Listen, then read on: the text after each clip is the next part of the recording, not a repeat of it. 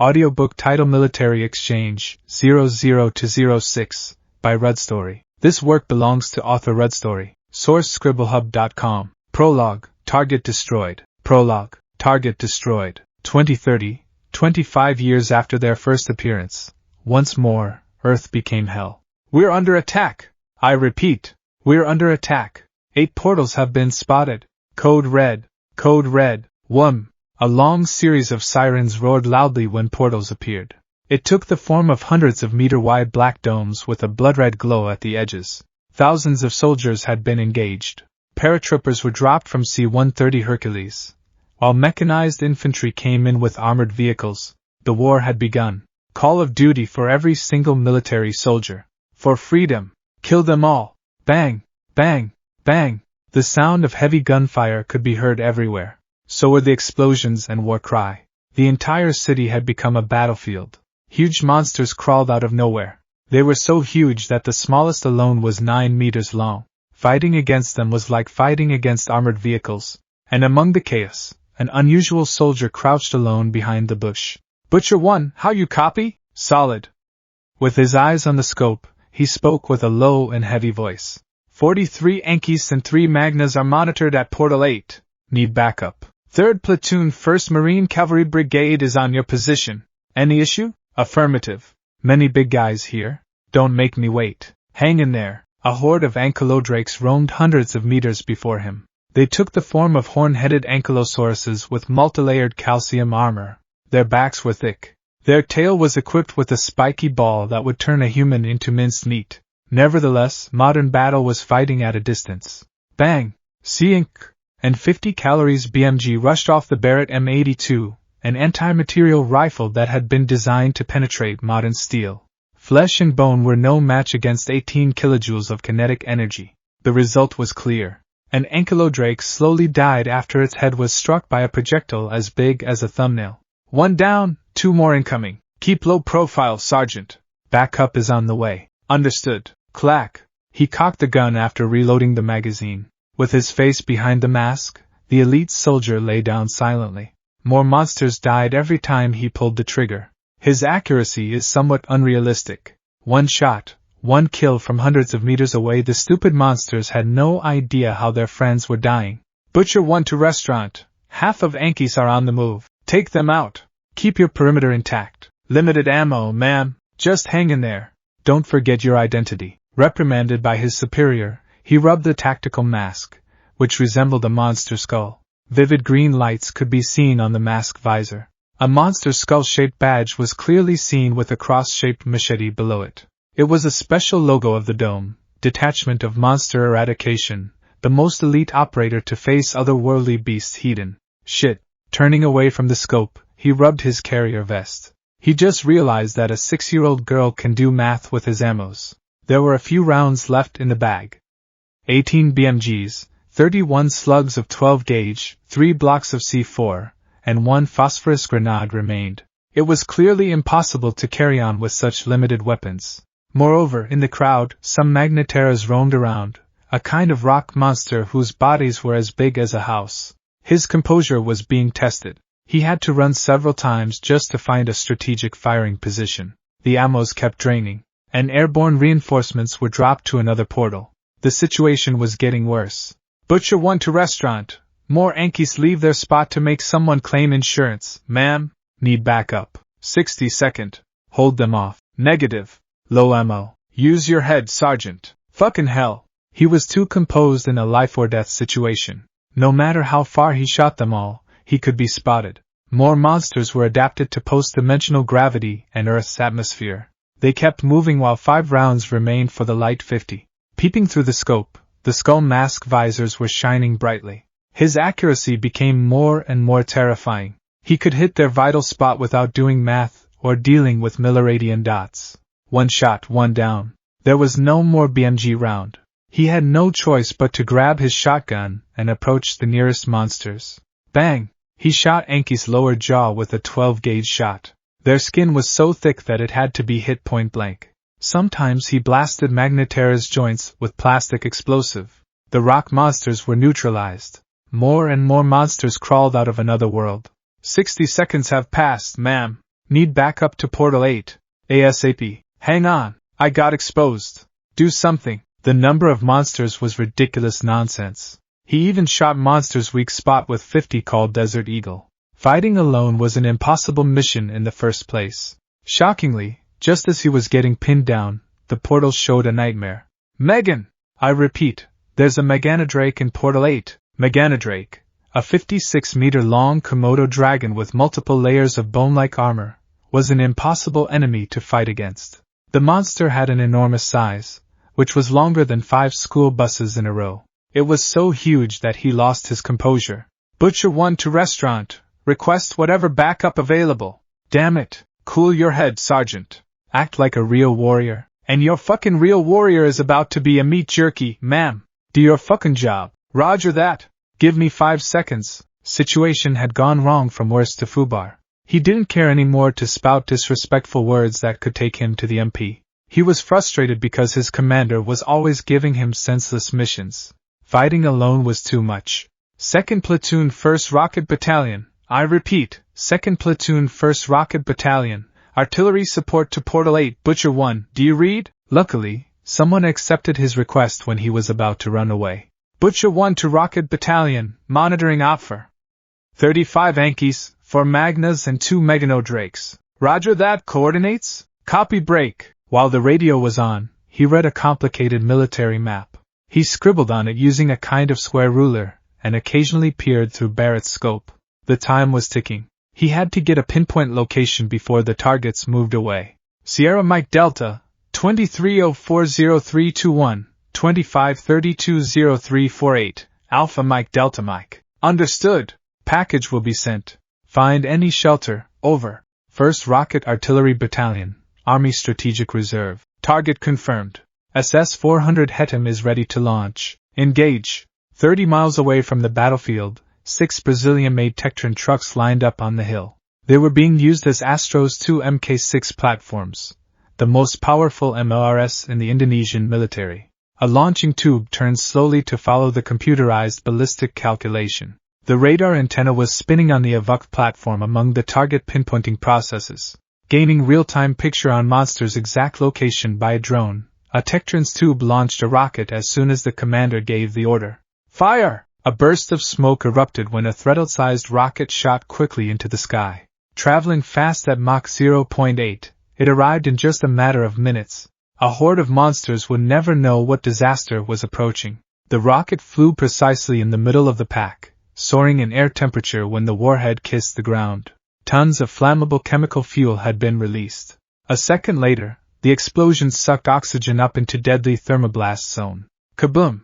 Entire rock monsters were gruesomely massacred. Their bodies were cooked alive from inside by the wide scale of thermobaric effects.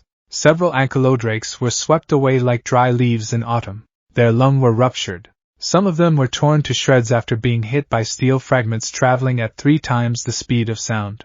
The shockwave alone could be felt from miles away. The dome guy, meanwhile, kept his head away while tapping on the radio. Direct target destroyed. 4. Chapter 1. Tales of the Prince. Chapter 1. Tales of the Prince. Once upon a time, in the palace of the World Tree, a brave king was in mourning. "Oh, Yggdrasil, why have you forsaken us? Why did you take my son?" A thin man lay lifeless on a rattan bed. The crown prince was dying. Valora Kingdom faced a bitter future. At 114 years old, the prince was too young to meet his demise. The king had to do something. "Oh, your majesty, what should we do? Our kingdom will be doomed without a successor. We have no choice." Summon the witch. The elders were taken aback. But they had no choice either. Valora Kingdom was in such a thin spot that he chose the worst option.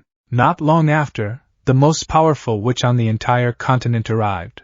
She was the only hope for the kingdom to survive. 20,000 years of history must be preserved. The prince had to be resurrected. "But it won't be easy," said the witch. "Bringing the dead back to life is beyond taboo. This ceremony is forbidden by Yggdrasil. I could permanently lose most of my prana after ceremony. I'll pay with anything. Bring the prince back." "Are you sure?" "Yes. I'd rather be a sinner for the sake of Valora." The evil witch grinned. She was willing to perform the ceremony with outrageous condition. The king was surprised. The condition was impossible for him to fulfill. That's more taboo than bringing the dead back to life. Have you gone mad? Yggdrasil will not approve it. I'm a cursed child, my king. 234 years of my life are taboo in Yggdrasil's eyes. Have you forgotten who I am? You want to make my son an evil like you? Yes. Valora don't need a pacifist king like you. We need the ruthless one. I will share my soul to this child. And you have to exile him to their world. The king was enraged. He knew that the witch exploited his mourning as an opportunity to seek revenge. And the revenge was directed the heroes of the gods, a group of humans from another world. The witch hated them to the bone.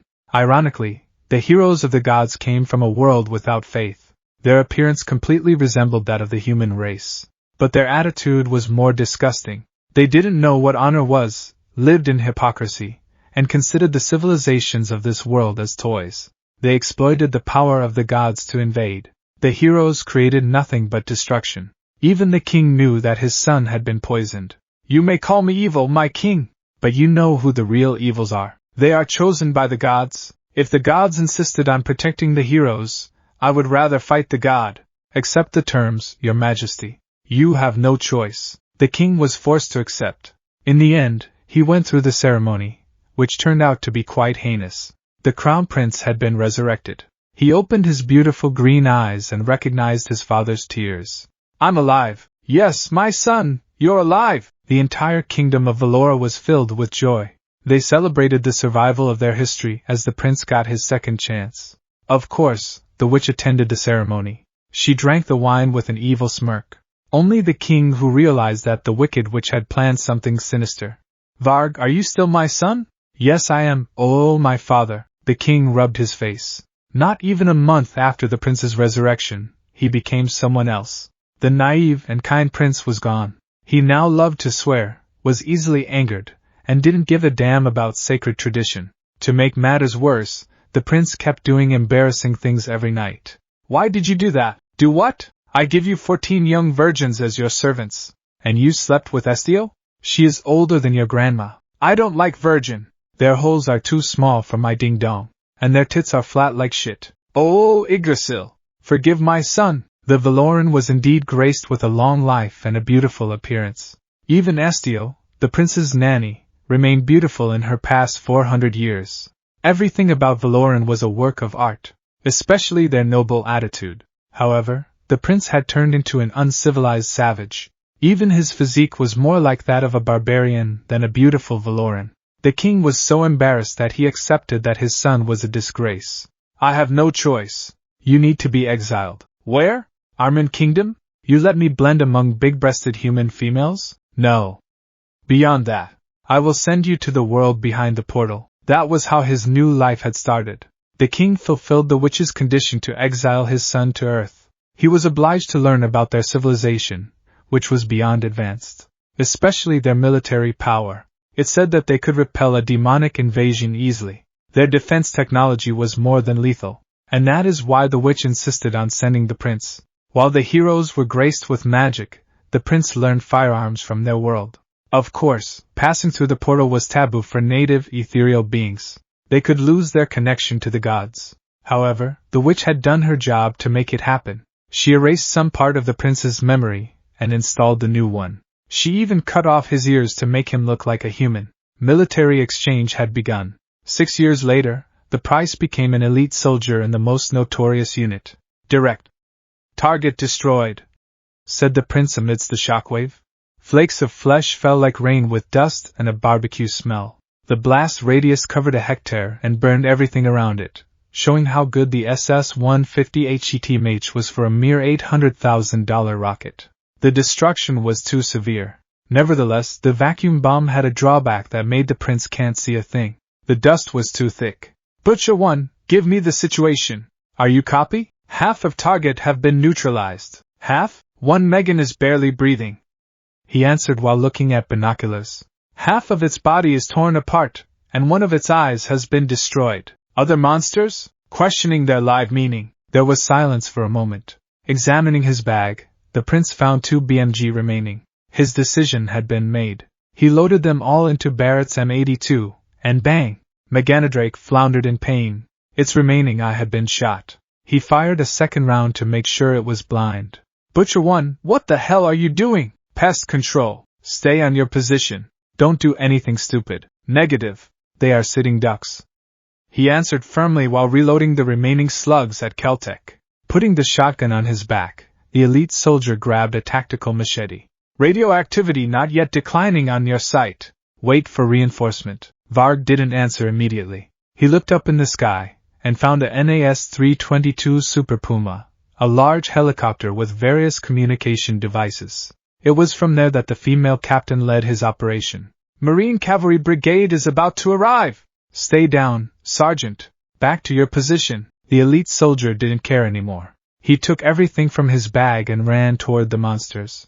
It was the only chance to take all the credit. Some ankylodrakes had been disoriented, while others were paralyzed by the blast. Killing them was a walk in the park. Jacovar del Valora, back to your position. She mentioned his name. Pip.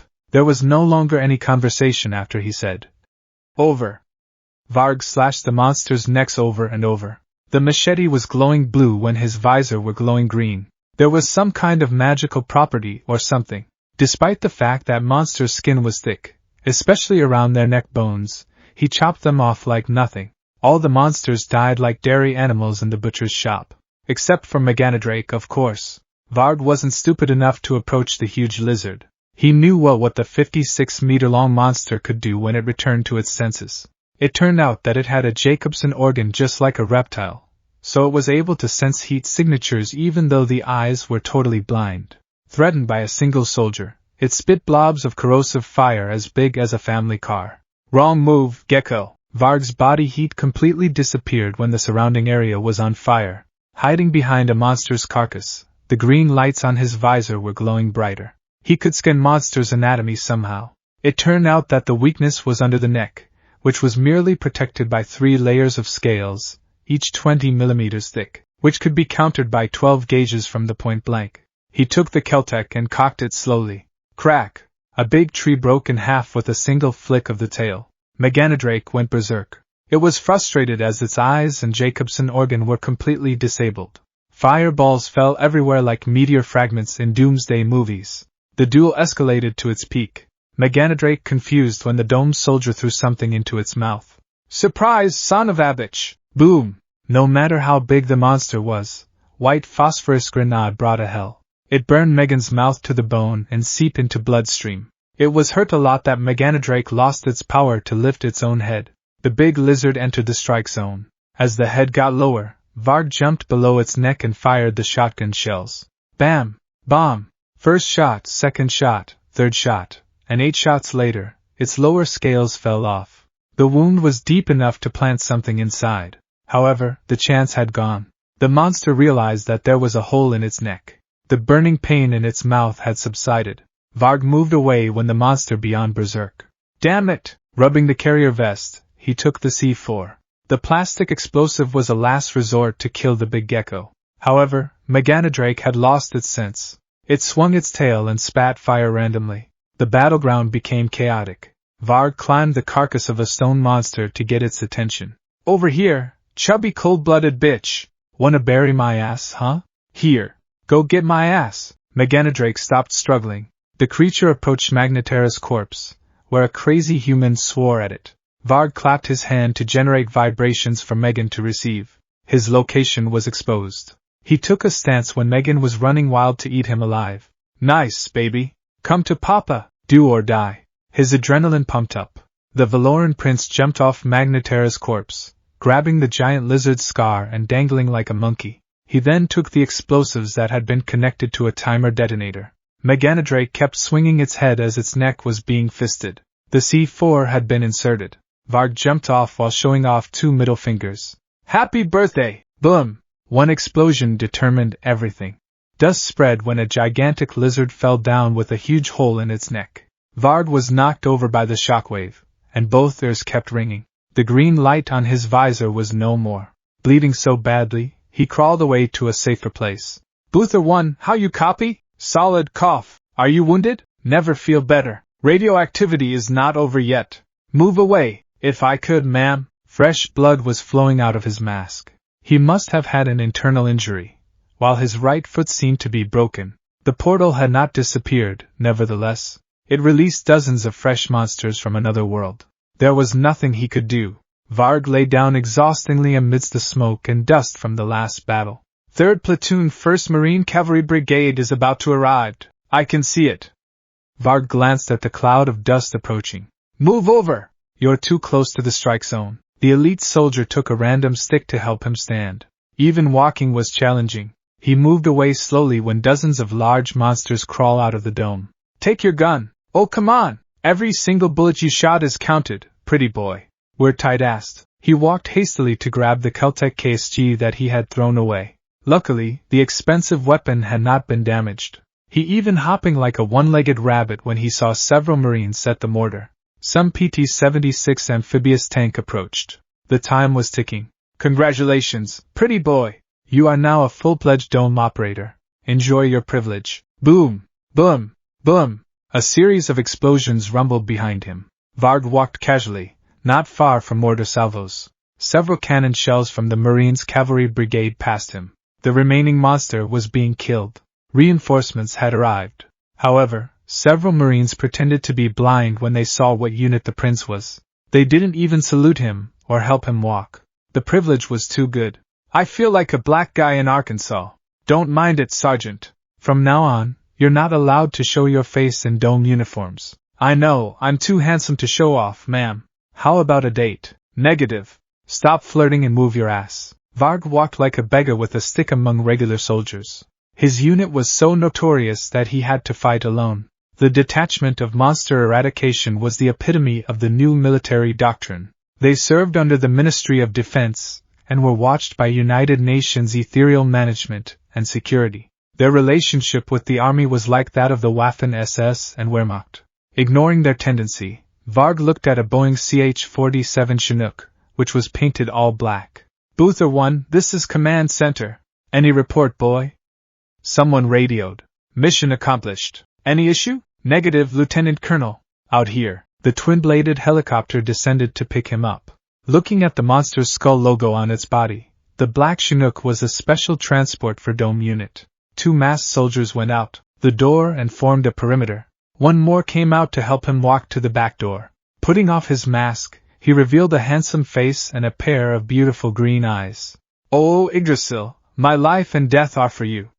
He prayed in silence. 4. Chapter 2, Common Enemy. Announcement. Hello, this story has been published before. There are 43 chapters in the old version. However, after receiving reader suggestions, I revised it to make it better. Please don't hesitate to comment. While there are not many chapters. Thanks. Chapter 2, Common Enemy. The Red Zone, Sector 3. Viewers, Surabaya City is paralyzed after experiencing the portal break. 230,000 civilians were killed. Material losses are estimated to have exceeded tens of billions of dollars. The United Nations stated that the disaster was the biggest portal break in 25 years. 3 weeks after the war, all TV stations aired similar news. There was a report from a journalist every hour and a headline every minute. The death toll was too big to be ignored. 230,000, 10 times the number of Valoran. Listening the news, a muscular, 189-tall man shaved his hair, 6 feet 2 inches. Small threads of new-grown silver hair fell into the sink. The color was too striking. So did his emerald pupils. Turning off the electric shaver, he covered the undercut with black polish and his pupils with contact lenses. He lived his life as a human. Boss! It's party time. Hurry up. Someone knocked the door. Yeah, give me 5 minutes. Varg left the bathroom shirtless. His look was so attractive, even though his face was tainted with scars. His upper body was also decorated with horrible scars that made everyone wonder if he had been hit by a train or something. Not to mention the tribal tattoos that resembled animal silhouettes. Accompanying his colleagues, he grabbed a beer can and gave them all ears. You know what? Tommy died. What? How come? He saved civilians when transporting ammunition. Well, 5.56 millimeters do nothing again, Enki. At least he died as a hero. Someone lit AC-4 on a bonfire. The meat was ready to be grilled. Varg didn't talk much among old friends on his previous unit. He sat silently while hearing their gloomy stories. The last portal break had taken so many lives. I heard that a platoon of combat reconnaissance encountered a dragon. They were wiped out. Yeah, I heard that too. No one survived. I thought our boss was one of the victims. Varg smiled calmly when their attention turned toward him. Nah, they are from 501 Infantry Brigade. He waved. I fought on different portal. On paper, Varg joined Combat Reconnaissance, Strategic Reserve. In reality, he served as the operator of the Detachment of Monster Eradication. His military career was kept in the dark. He faced life-and-death situations in every duty. However, in his free time, he always visited the 4th Supply and Transportation's barracks. There were several humans he considered brothers. Sometimes they smuggled alcohol, sometimes they picked random women on the way, and sometimes they stole monster meat from the dismantling facility. Every day was a party, and the party was ruined when someone pointed at the TV. Dude, look at this asshole, what's going on? They do it again. All the soldiers were furious. They watched TV with their teeth chattering in anger. Of course, since all the local stations were owned by politicians, there was always talk of political debates whose content was pure nonsense. Tonight we invited a military observer. He will explain what happened yesterday from his perspective as an expert.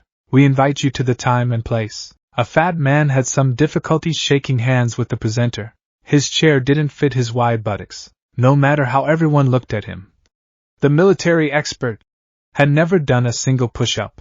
His breathing was labored as he spoke after munching on a pack of donuts. The real heroes are Walker. If they could use their power on Earth, there would have been no portal break, and we wouldn't need the armed force. The military are useless anyway. What is the basis for your opinion? The presenter asked. Have you ever read any Hunter Mamma? That's the proof. And I'm an expert. While the fat man was talking out of his ass, everyone was nodding, as they bought his words seriously, except for the group of participants wearing military uniforms. They were officers from the armed forces. Their faces were red because the fat man kept spouting bullshit. You are a military expert, aren't you? Have you ever held a grenade? One of the officers started asking questions when allowed by the panelists. Obviously. How do they work? The grenade is planted in the ground. Some people stifled laughter. The TV presenter quickly switched off the mic as the expert answered incorrectly. We'll continue the conversation after commercial. Bam! The debate was over when someone punched the TV. Absolutely! Is this what we get? I hate politician. I hate Walker. Varg smiled bitterly when his friends went insane. After fighting life and death, not even, thanks you, they get. The discrimination was real that they kept yelling and swearing. Until suddenly, a private entered the room with his breath caught in his throat. What? Officer incoming! Shit! The soldiers hurriedly hid their beers and cigars. Some of them pretended to sweep the floor, while others were doing push-ups. The barracks became hectic. They acted like good boys when a 37-year-old female captain opened the door. Well, I can smell alcohol from miles away. The boys immediately fell silent. They stood firmly, like proper military guys, when the captain gave them a cold glance. Alcohol was a big no-no for the Indonesian armed forces, not to mention the monster meats that were obviously stolen stuff. All of them tried their best to hold their breath. Luckily, the Red Beret officer didn't come for an inspection. She came for a handsome man with scars and tattoos. Dressed up, pretty boy. We need to talk. A date, ma'am? The fierce-looking captain rolled her eyes. Chief of National Intelligence Agency want to meet you. The Red Zone was a military facility to mitigate dimensional threats. Its protocols were strict, with armed forces loitering around. There were dozens of companies from various units, the equivalent of 2 battalions. The Surabaya Red Zone, in particular, was a massive structure that covered more than 50,000 hectares of land. The area was divided into 4 segments that looked like a multilayered ring, almost similar to the city of man-eating giants in popular anime. Attack on Giants or whatever? I haven't met Lieutenant Colonel lately. Where is he? Court-martialed. What? Why? Swearing at the House of Representative, and threatened a Walker. PFFFFTT. He has never changed. Varg couldn't help but giggle. Strolling down Sector 3, the young prince couldn't shake his glance at a 37-year-old female captain's buttocks. A faint sign of affection could be seen in his eyes. Human ladies were amazing, particularly women in their 30s and 50s. The captain's well-shaped boobs and asses were a real work of art. Varg's green pupils automatically glowed whenever he saw they booshed. Pray for Yggdrasil. The investigation was forced to stop. Portal break? He changed his gaze to a random object when the captain turned at him. Yes. Someone up there didn't want it touched. Walker? Who else? The female captain looked sad while walking. She turned her eyes to a hero's grave, where the soil was still wet. 3,178 armed forces personnel have died, mostly from the red zone. And we didn't have any right to find out what was going on. We need your help. I'm in. You should. Varg tried his best to keep his cool. The word, Walker, always got on his nerves. Who the heck are they? Walker was the official name for a bunch of chosen humans who were able to pass through the portal. In Varg's world, they had different names. Ethereal inhabitants called them the heroes of gods. Yes, they were Valoran enemies who brought disaster to his world. Surprisingly, they also made trouble on Earth. They have political power, money, and public influence that even presidents don't dare touch. They aren't random kids who claim themselves as chosen humans with power systems. Power system? They are just a bunch of grown adults with severe middle-grade syndrome. The female officer giggled. The longer you're on Earth, the more human-like you become. She stopped for a while and asked Varg to get closer. Are you really an otherworldly being? No doubt. The female captain raised an eyebrow. She stood closer, examining the prince's face with curiosity. Don't get any closer, ma'am. I can't hold myself against a beauty like you. What a smooth talker. Not as smooth as your lips. May I have it? Varg was so attractive that every woman had a hard time holding herself, including the captain. The prince's flirting skills multiplied his handsome looks. The female officer returned to her senses when her lips were about to get kissed. Is every male elven a womanizer like you? Negative, ma'am. The elf is a disgustingly romantic creature. We have been loyal to our spouses for hundreds of years. Loyal, my ass. I lost count of how many women you brought to the bed. Well, I can't help it. The captain smiled awkwardly when their conversation headed in a weird direction. She kept walking until they arrived at the official residence. A middle-aged man in black was waiting for them. He was the chief of the Indonesian State Intelligence Agency, a heavy smoker, and a man of culture. Welcome, Your Highness Jackal Varg del Valora. Bowing, he put his hand on his chest like a noble from European middle age. Counseling time! An elven prince sat relaxedly on a sofa cushion. The chief of the Indonesian National Agency, on the other side, sat casually on the edge of the table. His lips were full of smirks. Lighting a clove cigar, he asked questions in a friendly manner. I can't see any difference between us, Your Highness, especially your knowledge. It's almost impossible for you to think like an earthling in the short time. You're like someone who was born here. What was going on? Magic. Someone has installed Earth's common sense and basic knowledge here. Varg tapped his own head. That how you got your identity as an earthling? Yes. Varg's statement was so firm and clear that the chief kept nodding. Well, the National Intelligence Agency was aware of your identity 6 years ago, right after you came to Earth. We did surveillance for 5 years. We knew that you would learn about our civilization, and even let you join the military in a regular way. So, that's why you guys exploit me, huh? The chief laughed amusedly. We called it symbiotic mutualism, my prince. Your kingdom got what you wanted, and my country benefited. We even took care of the 376 women you slept with. Unluckily, no one pregnant. Unluckily? I mean luckily. Please don't imagine something wild. We won't take your offspring as an experimental subject. Was scary. That was how the womanizer prince stopped sleeping with random ladies. Varg was irritated that chose to cut the phrase. Alright, let's stop beating around the bush. What do you want? The man in black didn't answer immediately. He handed over a document for the prince to read. The content was pleasing. Varg threw away his defensive attitude and acted cooperatively. Finally, you did the right thing. Yes. You will be granted Indonesian citizenship. To be precise, dual citizenship with the United States. No need to hide anymore. Condition? The chief moved his eyebrows up and down. His smiled like a kid watched his friend dating. Marry her. You know? A beautiful 41-year-old Brazilian lady. Varg got annoyed when one of his girlfriends was mentioned. The Brazilian lady was the most important business partner for the Indonesian armed forces, as well as the best candidate for his queen on Earth. Varg nodded. He had a plan to marry her anyway. Second condition? Reevaluate your career in detachment of monster eradication. The prince smiled widely. The condition was too good. Actually, he never intended or was willing to join the most hated unit in the world. The United Nations strictly prohibited firearm access to ethereal inhabitants, not to mention joining the military, except for the detachment of monster eradication. In a sense, re-evaluating his membership sounded like it would bring more freedom. Giving firearms to non-human beings is a controversial decision. To make matters worse, your gear is more advanced than that of the regular military branch. You guys were treated as PMCs though. You're heavily watched and have no right under the Geneva Convention. What will happen if the Dome guy revolts? They are dangerous. What should I do? The government is asking for your stand. Being a human or an elf, you need to be firm. There was a silence for a moment. The time had come. Varg knew that his background as a backdoor immigrant would be questioned. Moreover, the chief rubbed his pocket and showed an ID card.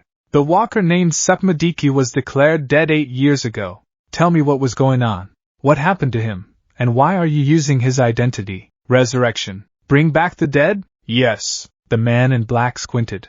The answer was too hard to comprehend. For the sake of his freedom, Varg explained it with the shortest words. I got his body and some portion of his memory. You killed him? No, both of us have died. It was the confusion of the highest order. The chief listened in disbelief when the prince told how he was brought back from the dead. He didn't lie about having 2 bodies and minds. By combining the corpse of a walker, the witch had successfully fooled the gods. Varg could easily pass through the portal. He also fooled the Indonesian government with his legitimate human profile. Have you ever been in, internal conflict? No. Because we have a common enemy. Who? Walker. We were both murdered by a walker. The office room became a misty forest when a middle-aged man blew a cloud of smoke. In the 25 years since the new era began, humanity has witnessed so many unexplainable things. Monsters, interdimensional portals, energy crystal, and chosen humans with magic power. Modern knowledge has evolved. However, bringing back the dead was out of the question. Well, let's forget about it. He lit a new cigar while the previous one was halfway done. We are investigating Walker's involvement in the portal break. I know we can't accurately determine it with unscientific reason, but we need your cooperation. Varg squinted. Reading another document, he realized that the National Intelligence Agency wasn't playing around. They did their homework about the portal break that destroyed half of the city. Is it possible to deliberately send monsters from another world? The chief asked. Yes. Walkers are categorized into several classes. Each is blessed by a god. One of them is Janus, the god of gatekeepers. The mage with Janus blessings has ability to open a portal from ethereal to earth. To send Walker back? Yes? And send monster here. The chief's expression was less confused than when he heard resurrection. As if he already knew that the walker was the one responsible for 230,000 civilian victims and 3,000 armed forces casualties. The disaster wasn't a natural phenomenon, which everyone was forced to believe. And I did sense mana anomalies on the battlefield. They were Janus mana.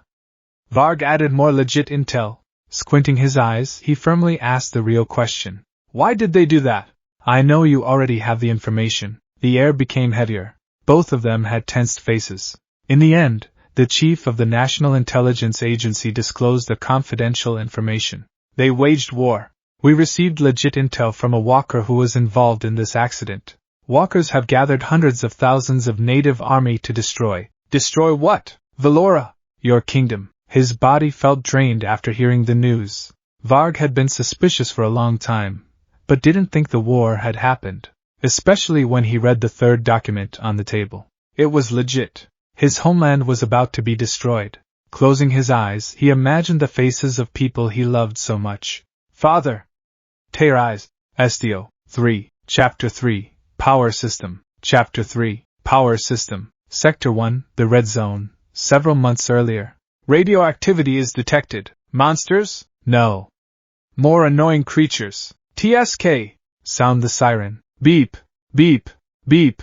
The sound of sirens alarmed the red zone, but all the soldiers just took a quick look, as if they hadn't heard anything at all. They ignored the siren without bothering to take up arms, except for the supply and transportation units, which were obligated to move their asses. They walked reluctantly with an annoyed look on their faces. Shit! Here we go again. How many assholes will come out? Around 70. The old trucks started up, and all were equipped with closed covers without any windows. except on the subject of ventilation. Arriving at Sector 1, the drivers showed expressions like they were taking a dump with no tissue. Damn it, I'm sick of this. Chill out.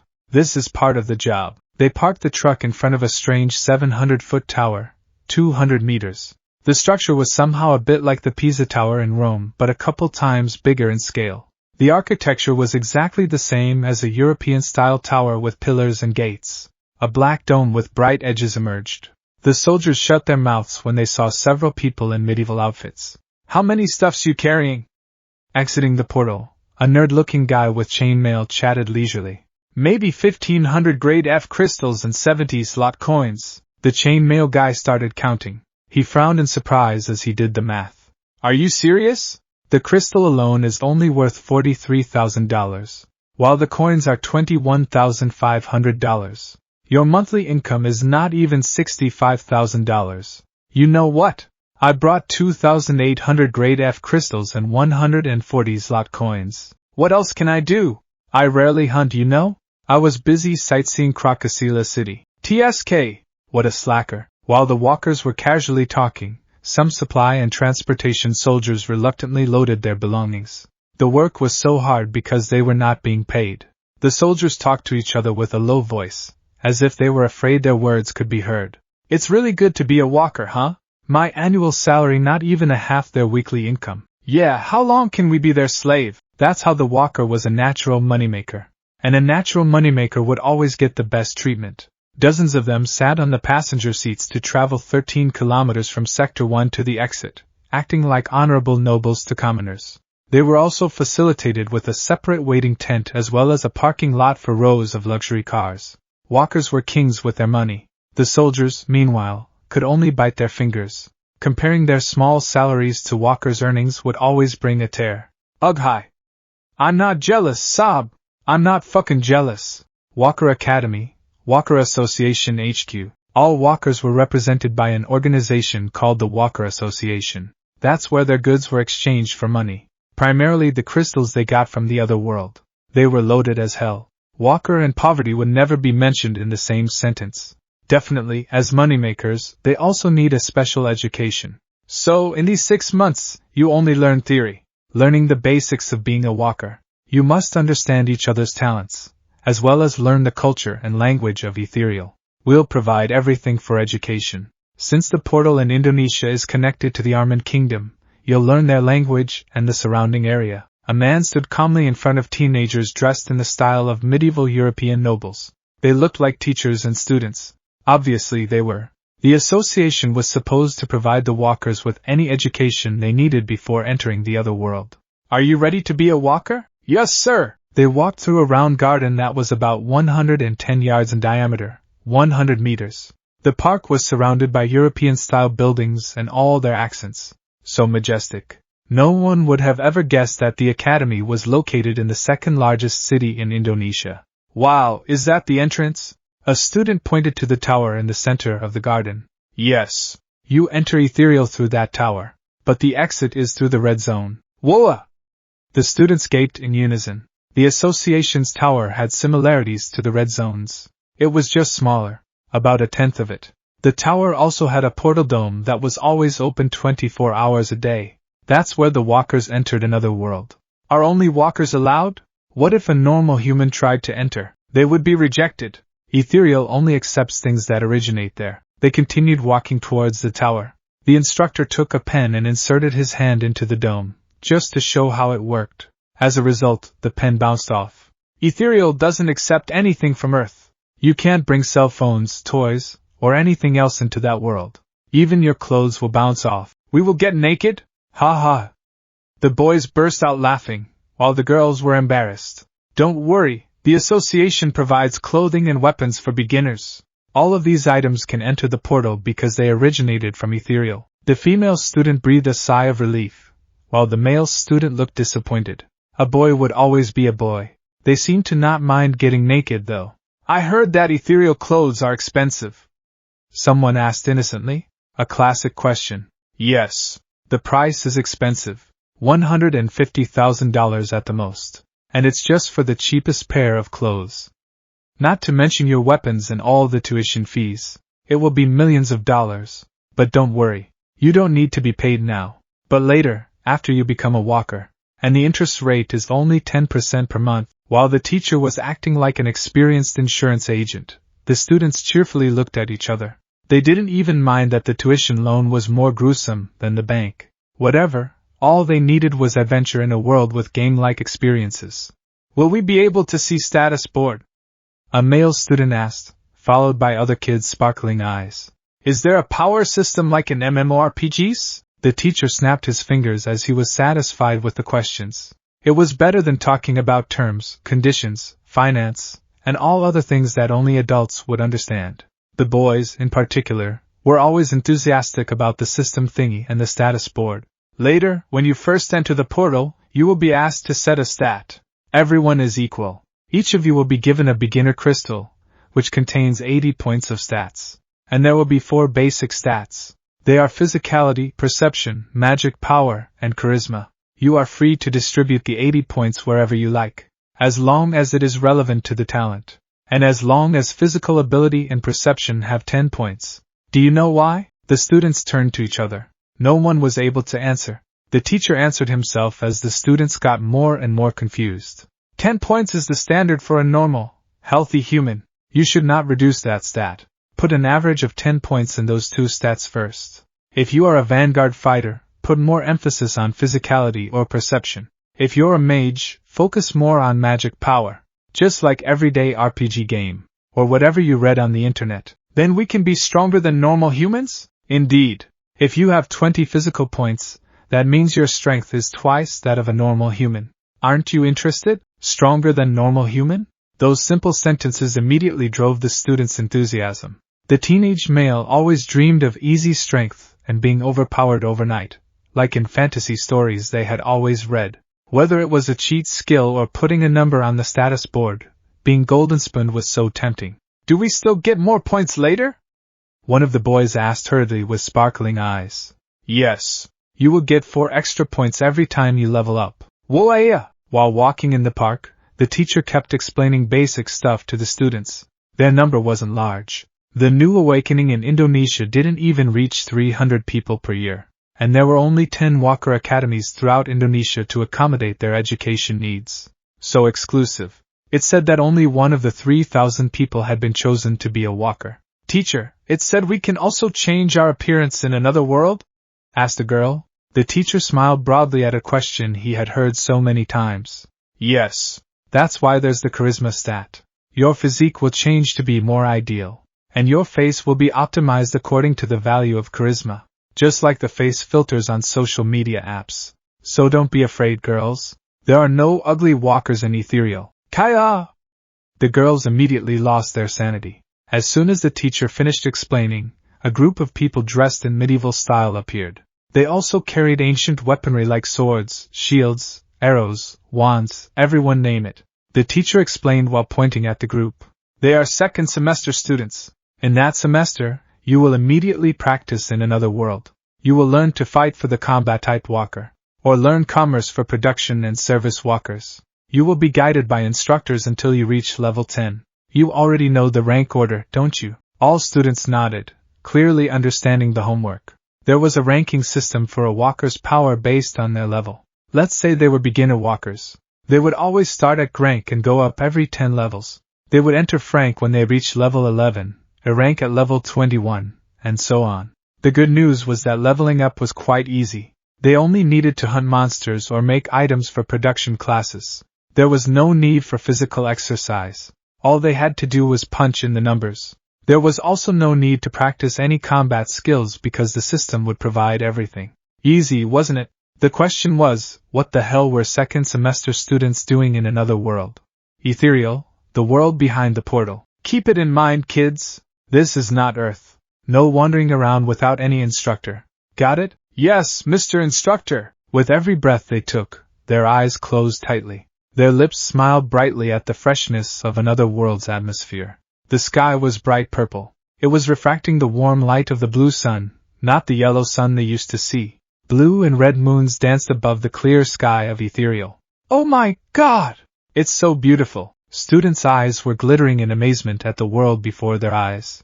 Attention, kids! A man in medieval armor was keeping an eye on dozens of novice walkers. Everyone was still awkward. Their mouths were gaping wide at the nature around them. It was their first time, after all. The instructor carried on to speak while his assistant distributed something. Those crystals will give you 80 points of stats. It only works to walker with 0 experience point. Open your status board and use it immediately. In no time, all students did the same thing. Whoa! I can really open the status board. It's like a game. Woolalooyaloo! Quickly, put the crystal on. The instructor waited for the kids to finish their things. Students became noisy as they examined the status board. Some tried to feel it, and others looked around the back. All of them were amazed as they inserted the strange crystal. Do you see? There are 4 stats on the status board. Only physicality and perception have numbers. The rest are 0, because the numbers are your innate strength from Earth. It's between 5 and 10, sometimes more if you're very healthy. Wow, my physical is only 6, and perception is only 5. I just realized that I'm so weak on Earth. Continued a chubby student in yellow robe. Whoa! I got 7. Cough!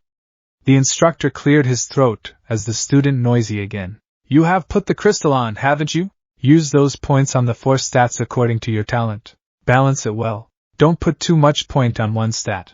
Use voice commands to distribute them all. As soon as they put the stats in, the students got hysterical. They could notice the differences right away on their looks. Physical stats immediately gave them muscles and body height. Charisma stat, on the other hand, gave them completely different appeals. Their face became charming. The system worked like magic. In the end, all the students were eager to put up points at will. Wow, you're so handsome. You've also become handsome and taller. Let's put more on charisma. The instructors let out a long sigh. They were used to this situation.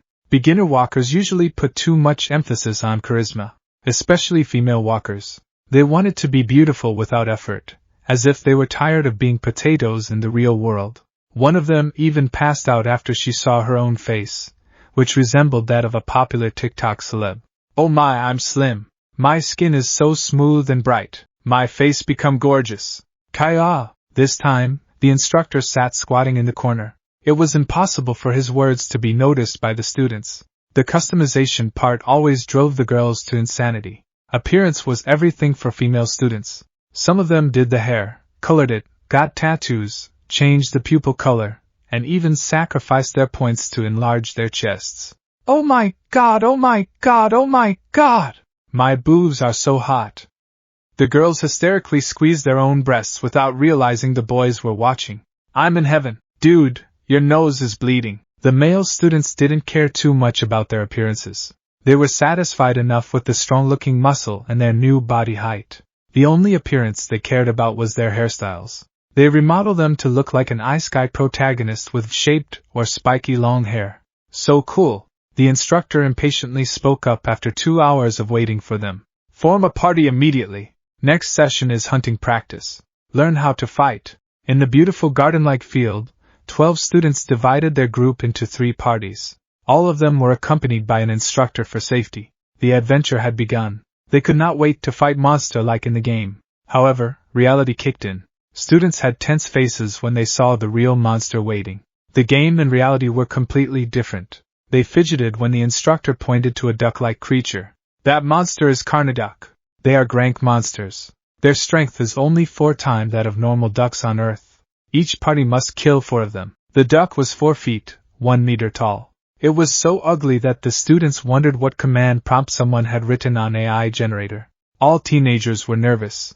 They were a bit afraid to approach it, even though 4 people were obligated to fight one. Their bodies trembled as the duck turned its head. Quack! Oh my god! They are even uglier than avocados. The duck became agitated. Vanguard, hold that duck, or injure it if you can. Rearguard, help the vanguard with your arrows or magic. The task was supposed to be easy. The walker was stronger than a normal human and equipped with magical skills. Still, they were just teenagers who neither exercised nor even hit anyone, not to mention killing something. The parties became hysterical when they realized that the duck had creepy-looking saw teeth. Quack! Quack! Mommy! I'm scared. I want to go home! You-wah! The hero wannabes ran for their lives. Don't run! Use your skills! The instructor shouted in hurry. The battlefield became hectic. Swordsmen slashed out their swords in fear while the shielder ran away without looking back. On the other side, the archers closed their eyes when they shot their arrows. Some projectiles missed, and some ended in friendly fire. The duck laughed loud. To make matters worse, the mage blindly cast and threw everything into chaos. "Yuwa! My ass is on fire! Quack! Mommy!" 2. Chapter 4, A Bitter Truth. Chapter 4, A Bitter Truth. Sector 1, The Red Zone. Beep! Beep! Beep! A black dome emerged with pink edges that was a portal for student walkers. All soldiers maintained their distance, and kept their mouths shut. There was a regulation that forced them to do so. On the other hand, the pupils left the gate with bodies that had undergone significant changes. The ideal look they had set had been lost in the haze. They all wore gloomy expressions as their appearances returned to normal. "My face is ugly again, sobs! My slender body, hua!" Their disappointment was real, but their misery had just begun. The students, who were previously treated with smiles, now feel pressured. They were silent in fear when the instructors showed a cold face. "Don't let the public know that you are only strong in the other world. Got it? Or your membership will be revoked. Remember, association is watching you." The students fell into depression. They didn't dare speak anymore. After seeing what life was like behind the portal, Walker Academy changed their attitude. It was no longer a picnic like before. The instructor even acted like a prison warden when they took students' names. "Where's Aldo?" The students looked around. No one raised a finger when the name was mentioned. They just realized that out of the 12 kids, one was left behind in another world. "Aldo gave his permission earlier, sir. He said he was told by his mom to stay there." A student gave an answer. 2 instructors simply nodded, acting as if the situation weren't important. They continued to attend without any questioning. Some students sighed. They felt bad for expressing the fact that leaving Walker behind was not a big deal for the association. "Okay kids, move up. Don't say a word." They left silently in the military truck after taking attendance, as 2 instructors crossed their arms to monitor their behavior. The students were not permitted to speak with the soldiers who picked them up. That regulation also applied to military personnel, who were required to keep silent until they arrived at the outer gate. "Why is the association getting so mean to us?" One of the students started asking as soon as he sat on the bus's seat. "You don't know?" "Yes. We were told to keep a secret." "What's going on?" There were no instructors on the bus. Only second semester students were getting noisy as they discussed the strange facts after visiting the other world. "You know what? History is a lie.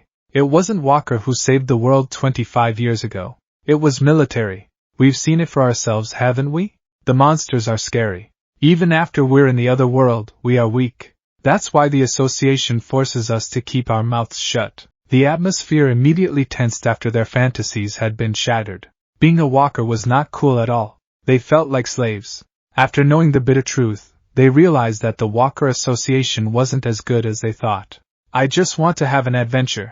Why do adults make things so complicated?" Somewhere in Crocosila region, Armand Kingdom. "Wow, there's a Cervinax. Can we hunt them now?" "Yeah, show time." In a tropical forest, a party of walkers were observing a swordhorn deer, an endemic species in northern side Ot Borealis continent.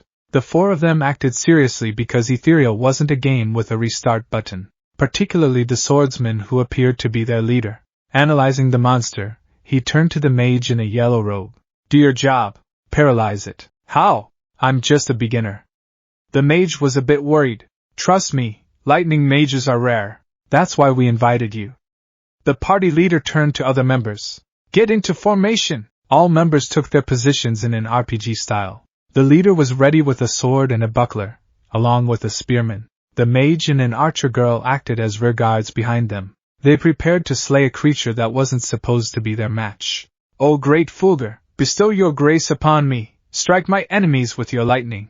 Fulmina, flash, thud. Passing through the party leader and the spearman, a flash of electricity rushed towards the monster. The effect was quite good, although the electricity was hilariously small. The deer staggered. The mage's spell gave the vanguard the opportunity to attack at the same time. "Stella punctum, falx vulnus." The monster died. "See? Lightning magic has a neurotic effect." Party leader proudly chuckled as his theory had been proven. "Keep up, guys." They resumed their hunt after dismantling their last victim. When they encountered Cervinax, they used a similar strategy to hunt them down. The swordsman was an excellent leader. He was well versed with the qualities of the monster, as well as the strengths and weaknesses of his squad. Wow, even the Arank party wouldn't this fast, because we have a lightning mage, ha ha ha ha. While resting, they consumed some sort of potion, particularly the mage in a yellow robe. He had used up the most of his mana. Aldo, seriously, you haven't graduated yet? While dismantling a carcass, the party leader asked kindly. Yes, I just entered second semester. Grank, level 0.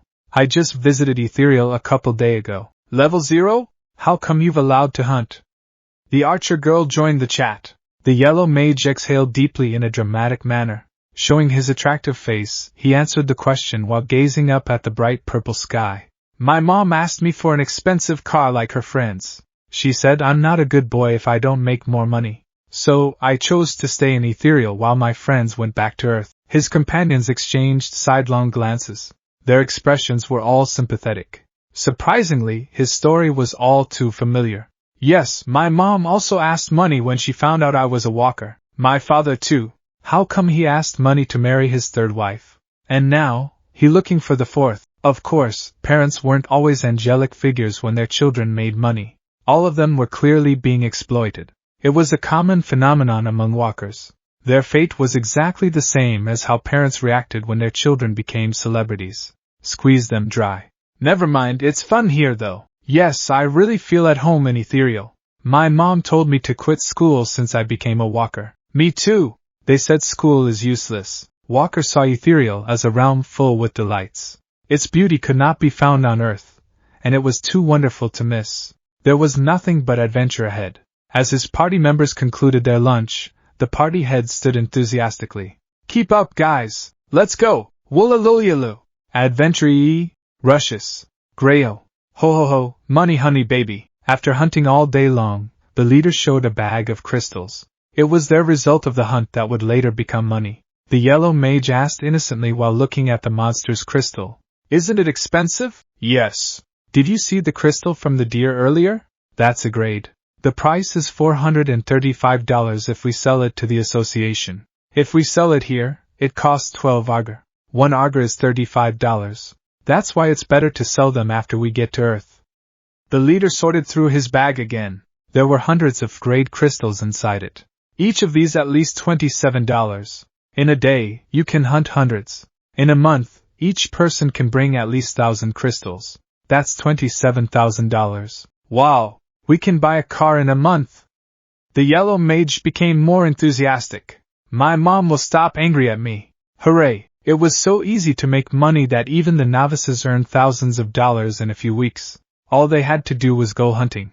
They left after that and came back with crystals to trade or with ethereal currency, which was made entirely of copper, silver, or gold. Why we leave the carcass here? We can sell it, you know? Nah, don't bother to carry it. We didn't hire a porter anyway. Just take the crystals and move up. The shade of the afternoon greeted the cheerful faces of 4 teenagers. The party leaders still wanted to continue the hunt although they had gotten a lot. The mage felt uneasy when the leader was looking at a cave. Let's go home. My mom said not good to go out until night. This is not Earth, Aldo. Take it easy, I'm experienced. Do you come here often? The swordsman responded with his chin held high. Glancing at the cavern's entrance, he spoke like a horror storyteller. This cave is the only way to Mount Dragona. That's the Dragon Kingdom. Bubba, I don't want to meet dragons. Let's go home. The mage was almost crying. His colleagues burst out laughing at his reaction. All walkers were aware that dragons would not be there. It was a myth that dangerous monsters like vellum drakes, ankylodrakes, and even meganodrakes roamed inside the cave. Dragona Cave was cool in name, but in fact, it only contained slime-like monsters, with the aranked horned wolf being the strongest. No wonder it was the most popular hunting ground for beginners. Take it easy, save our energy for tomorrow, and my sword needs to be repaired. Let's go back to the city. The party left the cave with smiles and cheers. However, the yellow mage showed a different expression. He felt uneasy. He glanced at the cave entrance as cold air seeped into his veins. Crocosila City, Armand Kingdom. Wow, their faces look like Westerners. Arriving in the city, the yellow mage gaped wide to see the marvelous scene around him. Yes, Arman Kingdom is connected to tropical nation like Indonesia, but the people are Caucasians. The party leader answered like a tour guide. Ethereal was indeed a civilized world. It didn't only feature wildlife but also cities and kingdoms. One of them was Krakasila City, a region of the Arman Kingdom inhabited by walkers from East Java. Somehow, the natives were exactly like medieval Europeans in terms of their racial features, culture, and even architecture. The houses were so distinctive. Some were Romanesque, while others were Gothic, particularly the religious structure of the Order of Lumina, which resembled medieval Catholicism's counterpart. It feels like traveling in Europe. The yellow-robed mage was even more amazed at the splendor of the buildings around him. No wonder Association's building looks like Europeans. You know what? 25 years ago Ethereal wasn't this beautiful. It used to be filthy. Really? Yes. They didn't know that diseases come from germs. People used to poop everywhere. The streets smelled like shit. The lightning mage trembled when his leader pointed to the hole in the nobleman's magnificent manor. The hole was quite high, and directly above the road they were walking on. That used to be a garderobe hole. It's where people take a dump, and their shits fell on the road. Whoa! What if it fell to people? The party leader laughed when the yellow mage yelled hysterically. No worries, young man. Since Earthlings have been able to come here, everything has changed completely. We're very well respected by the natives. You know what they call us? What? The heroes of the gods. We are hero. Whoa! Exactly like a Japanese isekai manga. The party leader nodded proudly when the yellow mage was even more amazed. He pointed at the archer girl, who approached from afar, with a cheery giggle on her lips. Carry on your tour with her. I'm taking my sword to the blacksmith. Krakasila's shopping district. 25 years ago, before the appearance of the portal, Arman Kingdom was a small nation. But things had been different when the heroes came down from heaven. They eliminated monsters, bandits, and rebels, and even helped the kingdom conquer neighboring countries. That was the brief history of Walker. Time had passed with a brand new history. The heroes blended in with the natives and became part of the kingdom. More and more of them arrived from their world and spread throughout the kingdom. Some even settled down after marrying locals. Of course, Krakasila region, a provincial equivalent region in the far north of the Arman Kingdom, was one of their second homes. 80 arger in total. Huh! $2,875? Oh come on, that's already a discount for Walker though. The natives here have to pay one's lot. Pay at 80 arger, or get sword repaired by yourself. What a stingy ass! The swordsman paid him curtly. He handed over his cracked sword to the blacksmith, who turned out to be a Walker, or hero in local terms. The swordsman was questioned with a hint of disdain after hearing the blacksmith's accent. Which person are you, Madura? Tribe in Indonesia which so good in commerce. Walker wasn't only good at fighting. Some of them were also born with talent in production. Blacksmith Walker was the best example. They were so good at their job because of the convenience of the system. The same rule was also applied to all production workers, such as cooks, walkers, painters, carvers, sewers, and so on. Their lives were so easy that some of them were even appointed to be rulers. Count Vardant was one of them. He was the ruler of Krakasila, which was almost equivalent to a governor. Good job, Frederick! Ha ha! Thank you, Your Highness! In Krakasila Castle, a good-looking man was laughing among harem around him. They were women he had chosen from his own people. All were natives with blonde hair and blue eyes. A few more had red hair, typical features of a pure Caucasian like medieval Europe. How many crystals are there? 276,000 crystals this month, Your Highness. Good, ha ha ha. Make me rich. In front of him, a 2-meter tall man was kneeling. He wore a Viking helmet and was armed with a large, two-bladed minotaur axe that weighed around 200 kilos. The big man smiled proudly as Count Vardant praised him. This is why I love politics so much. Yes, Your Highness. I've learned a lot from a smart person you. For a junior walker, Ethereal was a place of adventure. On the other side, for a noble like Vardant, it had a completely different meaning. He didn't have to spill any sweat to hunt monsters. He had soldiers to order around, and the crystals he bought from Walker and Krakasila. So easy. He could gather thousands of crystals every day without bothering to move his ass. Transport to Earth immediately. Sell them to the association. You take 5%. The big man put his hand on his chest and stood up with a smile. I will make sure to take care of all your stuffs, Your Highness, including tax evasion. That's my specialty. The Count returned to the bed after the big man left the castle. Laying down among half-naked women, his mood was so good. Being a politician was the easiest way to get power and money. He didn't even lift a finger to level up.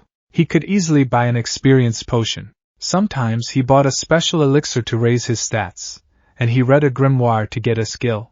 Easy. Ethereal was a pay-to-win game, after all.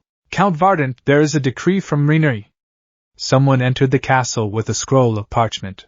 Count Vardant immediately knelt in front of the messenger. It was a letter from the royal capital of Armen, a direct invitation from King Armen III. Vardant remained kneeling until the messenger finished reading. Count Vardant is obliged to attend the regular meeting of the two kingdoms. Go to Rudstory. Welcome our great guest from the kingdom of Valora. I will leave immediately. After the departure of the messenger, Vardant's face changed. His mood rose higher. The invitation was a sign of a big plan that had been done for years. His lips grinned widely when a subordinate questioned him. Is going to be a war? Yes. Time to destroy that elven bastard. 2. Chapter 5. Land of Elven. Chapter 5. Land of Elven. North side of Boreala continent. Thick tropical woods adorned a lovely scene. The morning mist gathered thickly on the tree limbs, creating a magnificent scene as if clouds were descending. In the heart of the Valoran forest, the Yggdrasil tree stood magnificently. It was massive, standing half a mile tall. The diameter of the trunk alone was tens of meters.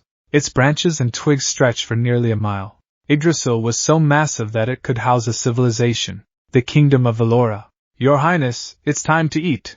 Let me feed you. With a fabric tassel covering her face, a woman in a maid's outfit entered the room. She addressed the silver-haired girl who was engrossed in a book calmly. The girl was unaffected. Her delicate lips spoke softly, without turning her head. You know, Estio? They say there's no magic on Earth.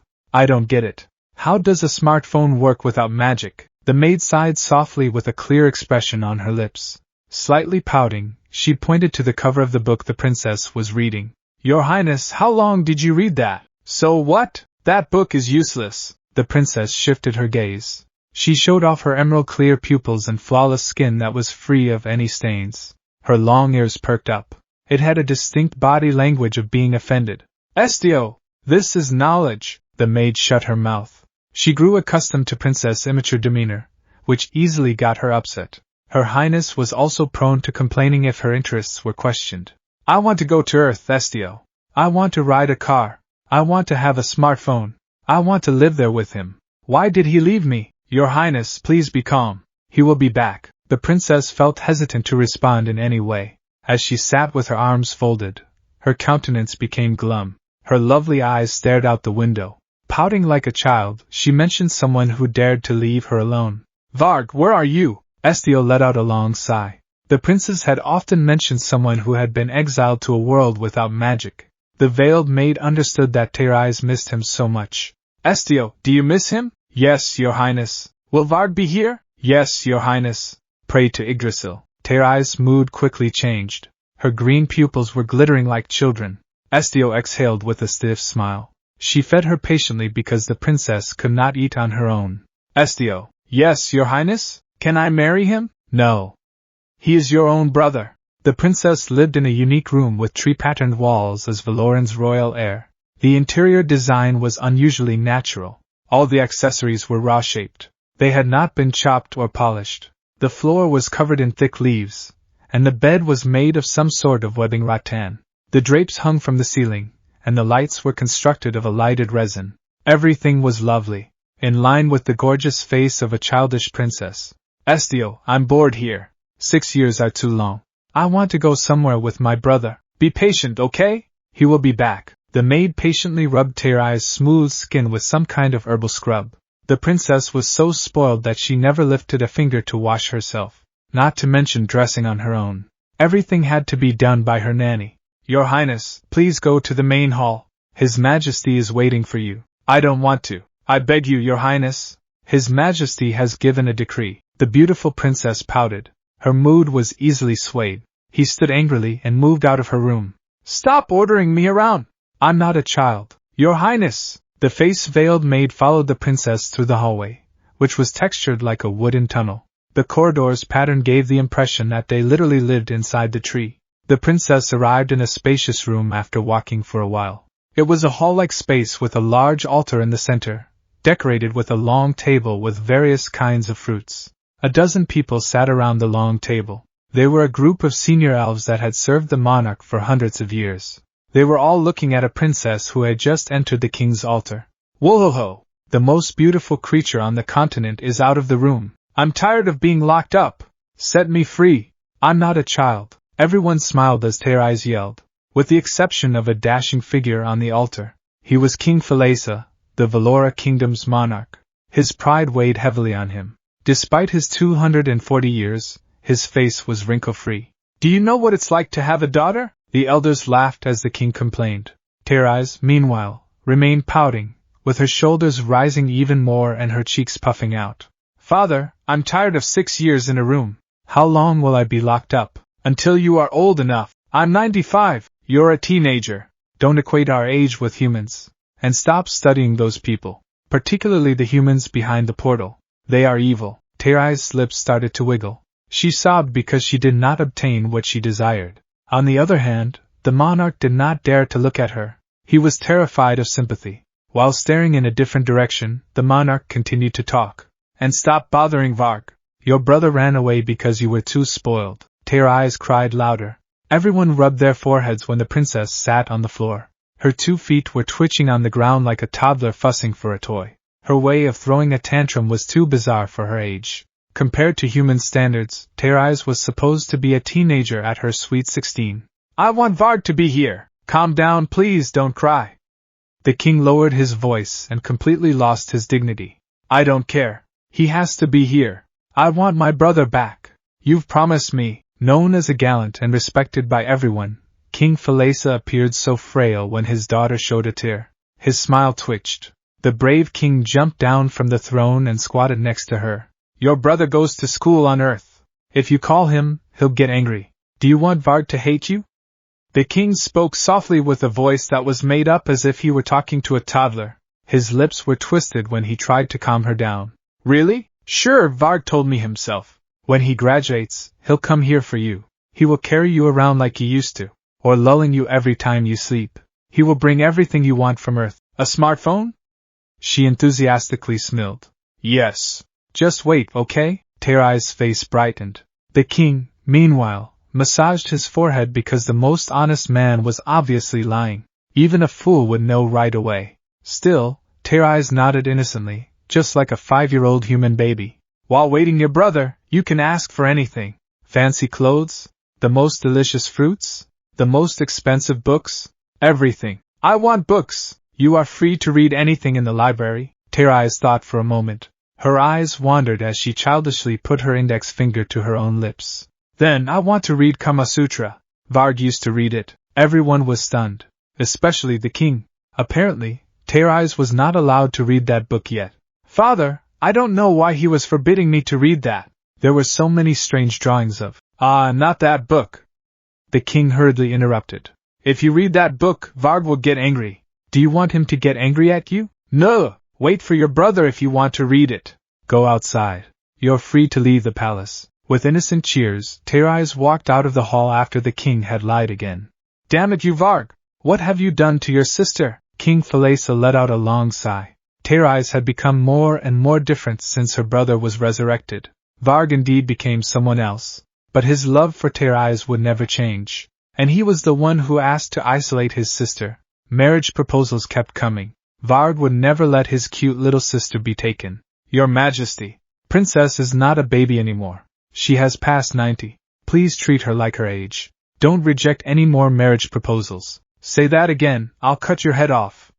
The king replied with a face full of anger. Forgive me, Your Majesty. Of course, King Falesa was well aware that Terais had passed her coming of age, but he did not want to accept his daughter's puberty. Both the king and prince considered Terais a baby who was on all fours. Your Majesty, our people are questioning the prince. They want you to stop exiling him. You want that brat, huh? Perhaps his mischievous nature is Yggdrasil's gift to our people. An elder answered with an awkward smile. King Falesa squinted. Varg was no longer the same sweet, obedient child who had a soft heart. The crown prince had changed completely to be a nasty creature. He was a troublemaker that all elders said yes for exiling, and now they asked to call him back? Your Majesty, I know we are in contract with Her Highness Lore. Don't mention that witch. Nobody dared to speak again. King Falesa took a deep breath. His feelings were so mixed. Maybe the witch was right that Valora needed a new kind of king. Being a pacifist wasn't an option anymore. Due to the heroes of the gods, the elves had to throw away their traditions and accept the new order. Let's go to Armen Kingdom. Sonar is waiting for us. Rudstory, Armen Kingdom's capital city. Horse-drawn carriages drove through Rudstory's road in a parade. One of them was a wooden carriage pulled by a horned horse, a sacred creature known as Unicorn. It was the chariot that King Falesa and his 5 elders rode in. 7 years ago the capital of Armen was not this big, said an elder. Yes, Mr. Polanti. Their buildings are getting taller. Human civilization is advancing. Another elder replied. The elves indeed resided the trees. It could be said that they were isolated. The Valora kingdom nevertheless desired to engage in diplomatic relations with its neighbors, also interacted with humans through trade routes, tourism, and cultural interactions, particularly to the nearby nation known as the Armen Kingdom. It was rumored that the first Armen king's second bride was the twin sister of King Falesa himself. Their bond was quite strong. You see that? Lumina Cathedral is getting bigger. The royal palace is also magnificent. King Falesa was silent as the elders kept acting like a bunch of country bumpkins. He was quite aware that 7 years was not short for short-lived people. Rudstory became more grander. Its territory was expanding. King Falesa was also amazed, although his face looked flat. Humans were so amazing. His Majesty King Falesa has arrived. The elf king walked tall among human soldiers. They bowed respectfully to a king of different races, which were tied together by hundreds of years of history. The kingdom of Armen held the elves in the highest regard. The inhabitants viewed the land of Valora as a sacred entity. Even their monarch ran cheerfully as soon as he saw the handsome elf figure. Grandpa, welcome! King Armen III reigned for 70 years. But in Falesa's presence, the wrinkled man always acted like a child. Because Falesa was indeed his own grandfather. Even though there was no blood relationship between them, King Armen III acted spoiled whenever Falesa around. Don't whine about being carried, Sonar. Remember your age. Where is Uncle Varg? The old king cheerfully looking around to find someone. Maybe looking around for human ladies or whatsoever. We'd better discuss the sealing ceremony. Ha ha ha ha ha! Have a seat. Some of King Armen III's nobles bowed graciously with him. Their smiles were genuine and sincere. The nobility hurried for pleasantries as though they had encountered an idol. That was Falesa's charisma in the Armen kingdom. Although, unfortunately, his charisma wasn't felt by some nobles on different corner. TSK, those long ears are just ruining our plans. A noble stared sarcastically, observing the elves from a distance and keeping away from the royal guests, as if they were the source of a disease. Be respectful, Count Vardant, at least pretend to be. Admonished one of them, giving a fake smile among the invited guests. Those nobles stood out significantly from the others. Their faces were charming and young, almost as beautiful as the stature of the elves, even though they were nowhere near as fit as King Falesa. They seemed to hate the elves' presence. Because, in fact, they were nobles who came from the world behind the portal. Yes, they were Walker nobles. TSK, if only Earth allowed slavery, I'd sell those elves. Cursed Count Vardant. Badab. Sink. The atmosphere immediately changed. What did you say? Everyone fell in silence when the elf spoke slowly. Falesa's face became cold. Even though they were far apart, his long ears twitched as if he heard Vardant's curse. You want to enslave the elves? His voice became deeper, lower, and more threatening. The atmosphere was instantly tensed as the king glanced quietly at the crowd of Walker nobles. All of them appeared to be suffocating. They collapsed to the ground like someone who was out of breath. All of their faces were pallid. Some had passed out, their lips frothing. Grandpa, please stop! King Armen III immediately recognized the problem. He bowed to King Falesa and asked him to calm down. He then moved his irritated expression to the side of the Walker nobles. King Armen III was genuinely enraged. I don't know if Earth teaches manners. If you can't honor a guest, get out of my place. Fuck! Elven bastard! Bam! Bam! Bam! At the manor, Vardant slammed the table in rage. He felt humiliated after being kicked out of the royal palace.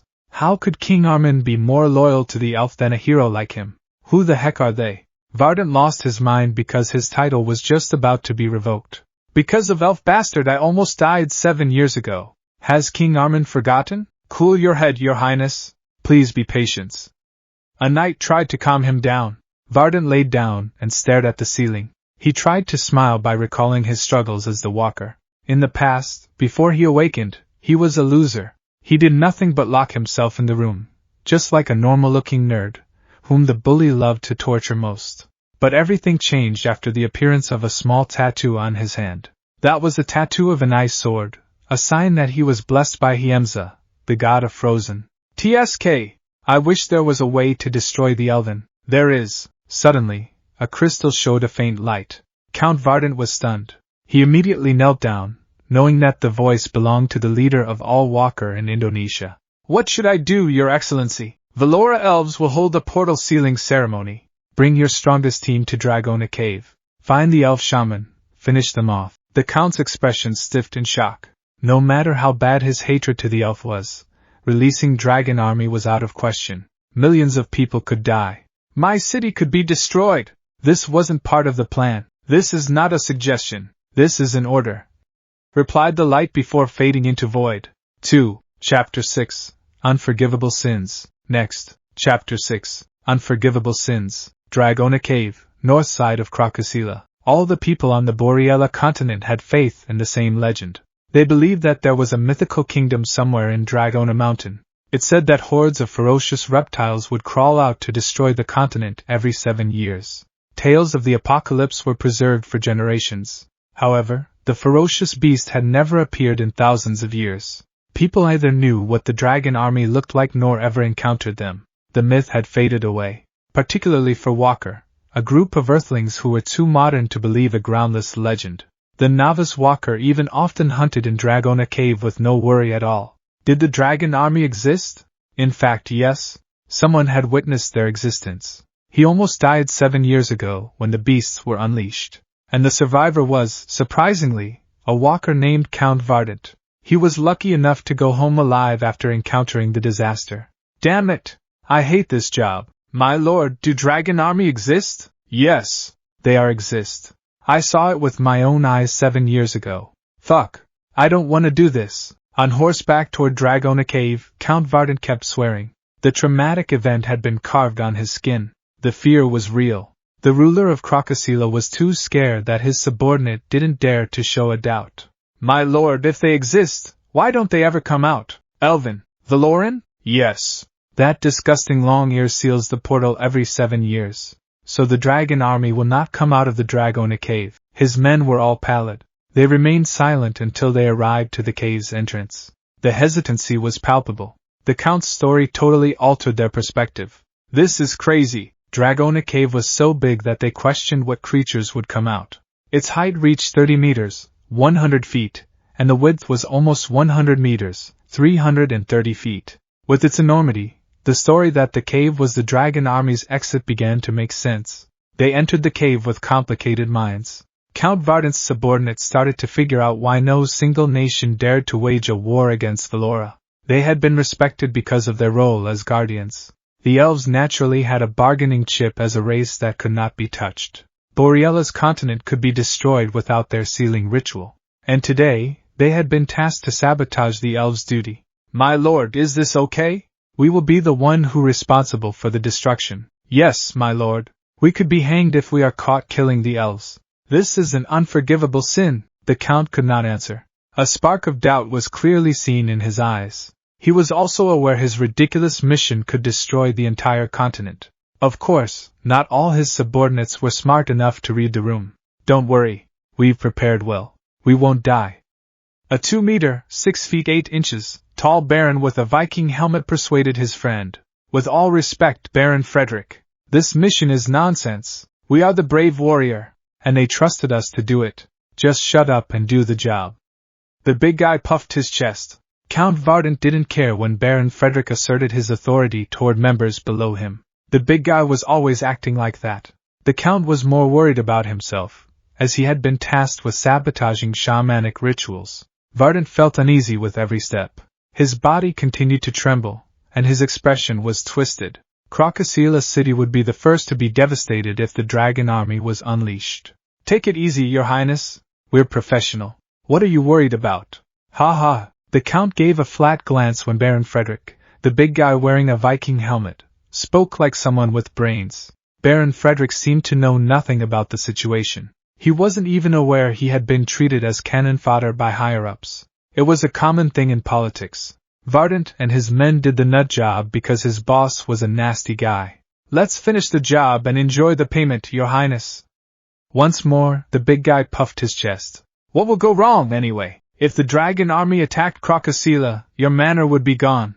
Poof! Your money evaporated. Vardant answered sarcastically. What? Are you serious? Have you realized yet? Wow, you're so smart, Frederick. The big guy was shocked into disbelief. He was too stupid to realize a simple logic. As a baron in Crocosila, if dragon army was unleashed, his manor would burn to ash, and his serfs, slaves, and even his cows would be eaten alive. I have to save my assets, and make everyone suspicious of us. Stop talking. I lost 47 of my brain cells just to talk with you alone. Count Vardant, Baron Frederick, and 4 other men walked silently into the cave. All of them wore their best armor and magic weapons. Their enemies were magical beings. Elves were a strong race that trained their battle prowess for hundreds of years. The mission wasn't a walk in the park. PSSTT, they are coming. He gave a hand sign. Deep in the deepest part of the cave, several elves were drawing a magic circle. Vardant hid with 6 drank walkers around him, observing the elves' activities before making the move. There are 3 elf shamans.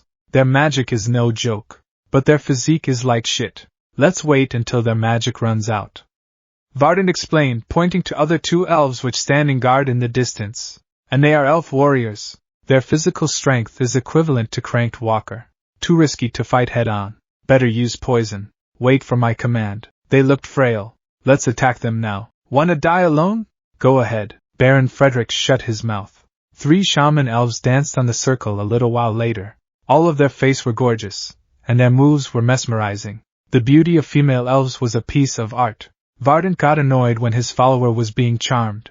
Are we watching girl bands or something? You are paid to fight. Stay focused. Pardon us, Your Highness, but they are so stunning.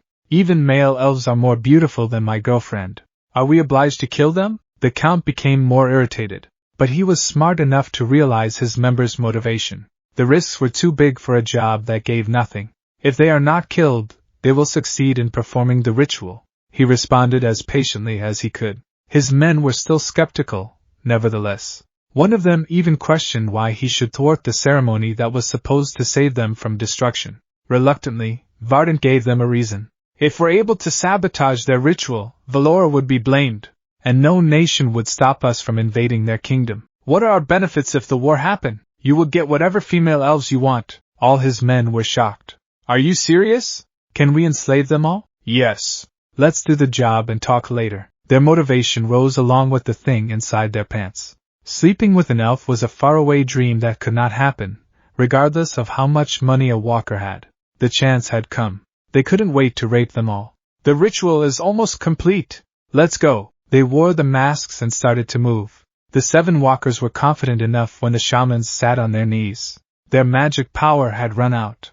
Perfect time to attack. The elves were confused when they were struck by poisonous darts. Don't spare a single elf. Finish them off. The elves were androgynous beings. Their gender was difficult to determine. Their males had a feminine appearance and slender bodies like females. They didn't have the same muscle shapes as humans, nor did they have testosterone features like facial hair. A random purple-haired feminist on Earth could overpower their masculinity. Female elves, on the other hand, were flat-chested and almost identical to their male counterparts. They were naturally born as frail creatures. Yes, they were supposed to be weak. Weak my ass! They are tough. Damn it! Failed to parry their sword, a walker was thrown away a few yards. They supplement their strength with magic. Be careful. 3 shaman elves were dead. One of them had managed to cast ridiculous magic while dying. One of Vardant's men had been killed. Despite running out of prana, or the elven version of mana, their magic remained terrifying. Count Vardant had a hard time ganging up on the remaining 2 opponents. Clank! His hands were shaking as his sword clashed. Vardant was even pushed back. The elf warrior's strength was no joke. He struggled to find an opening to counteract. 3 against 1 won't work, he yelled amidst the battle. Frederick, hold off the other one. Fight him alone? I could die. Just block him. We have to kill them one by one. Varden communicated in Bahasa Indonesia, thus their opponent had no idea what he was talking about. Intelligence humanoid beings were annoying opponents. They didn't have a distinct pattern like monsters. Their movements were unpredictable, and they had hundreds of years of battle experience, so Varden's combat abilities were practically useless. Damn it! They're not NPCs. Our experience gaps are too wide. We are the NPCs. We are move with obvious pattern. Walker used to fight with a game-like movement. Obviously, as modern humans, they neither learned how to swing a sword nor how to engage in hand-to-hand combat. Their fighting ability was dependent on passive skills, which made their bodies move automatically. That was the nature of the power system. If they wanted to be stronger, all they had to do was level up their skills with experience points. Count Varden had a hard time, although he fought the elf 5 versus 1. Another one of his men died with his head cut off. Their opponent was too swift.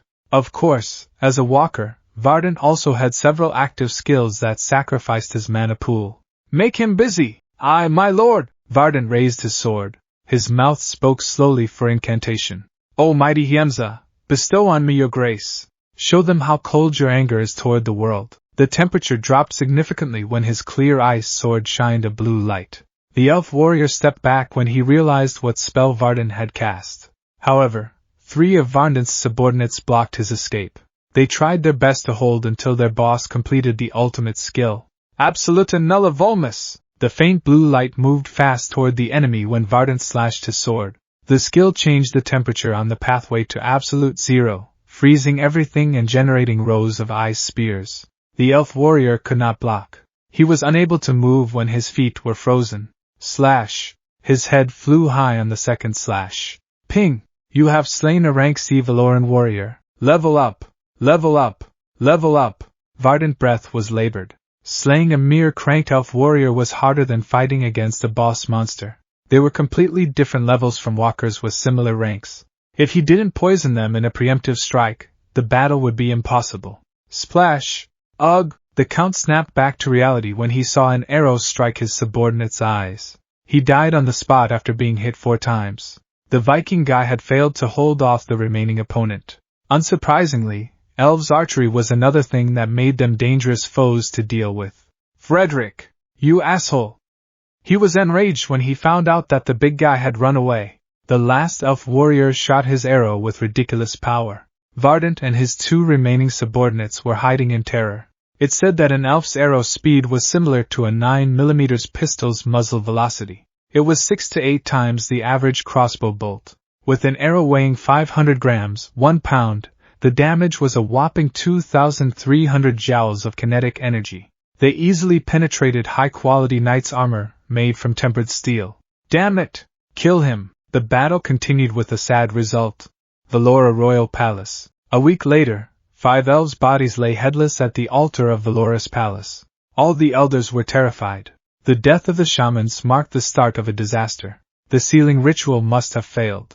The dragon army would certainly come out and put the entire kingdom, including Valora itself, in jeopardy. Who did this? King Falesa sat uncomfortably on the throne. He was drowning in thoughts and possibilities. It was too late to fix everything. For the first time in thousands of years, the Valora kingdom had failed to seal the cave. Your Majesty, why is this happening? The Armen kingdom and all nations in Boreala would blame us. The continent is doomed. Yes, Your Majesty. We could be in trouble. Our relationship with Armen could be heated. In truth, Terais caused Dragona Cave to heat up 7 years ago. That girl was far too sedentary. When she was appointed as a shaman, she did it half-heartedly. The portal had been activated. The dragon army was on the verge of emerging from the cave. As a result, a hero of the gods died because of one careless act. What should we do, Your Majesty? Yes, we have committed an unforgivable sin. Because of us, millions of people will die. Falesa breathed heavily as the elders showed their nature.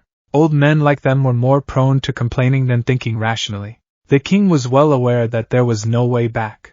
The Dragona portal could no longer be closed. However, discussing something that couldn't be dealt with was meaningless. It was a waste of time. The king decided to investigate the murder of the 3 shamans and their 2 bodyguards. What was their purpose? And what did they want from the appearance of the dragon army? The destruction of the continent? Certainly not possible. That reason was too naive. Even the most oblivious demon were not that stupid. Falesa considered many possibilities until he remembered the last month events. There was no mistaking it. The culprit was definitely the heroes of the gods. Falesa just realized that the Walker nobles had apparent expressions. At the conference, they were too composed. Their friendliness was staged, and they acted like people who hid something. Obviously, those confident faces said that they had a hideous plan on their minds. Moreover, he received a letter that answered his suspicion. They're worse than demons. An elder approached when the king was calling him. He was the only elder with whom Falesa could communicate. Reading the letter with a leaf stamp, the elder was enraged. He chose to leave with Falesa for a more quiet place. Other elders would make a fuss if he carelessly leaked the information. Uncle Polanti, alert our military. Produce more arrows. Set up barricades and traps all over the Armand Kingdom's borders. Falesa spoke when no one else was around. Your Majesty, are we going to war? The king nodded in response to the obvious question. Despite the fact that his kingdom was on the verge of ruin, his demeanor was composed. The war would begin sooner than he had imagined. He stamped the parchment with the royal seal after writing a letter. Ask her to smuggle this letter to Earth. My son has to know that his homeland is in danger. 1.